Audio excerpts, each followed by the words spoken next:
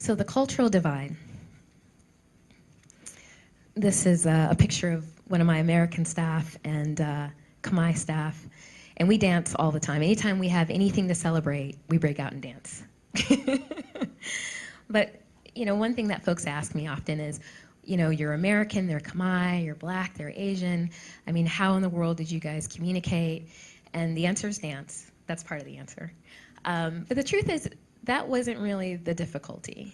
What I really found to be the cultural divide was women with a voice and women without a voice. And I'm not a really mushy kind of girl. So whenever I hear like an NGO talk about a woman finding her voice, I just roll my eyes and just, you know, it's too squishy for me. But I've learned the hard way that this is a very true case, and it's something that we in developed countries just can't even begin to appreciate.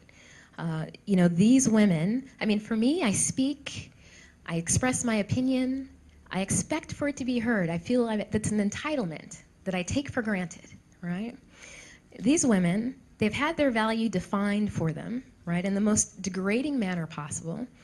And for them, they don't even want to be recognized for that value. So they make every possible action that they can to not be recognized, to be a non-entity.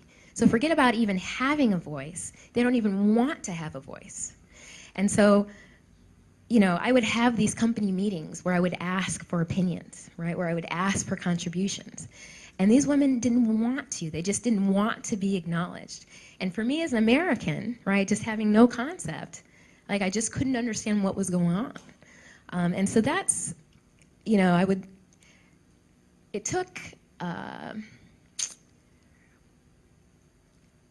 a real stepping back and really understanding what these women had gone through to really have some concept of what it meant to not even have your own ability to define your own value and not have your own ability to define your own voice.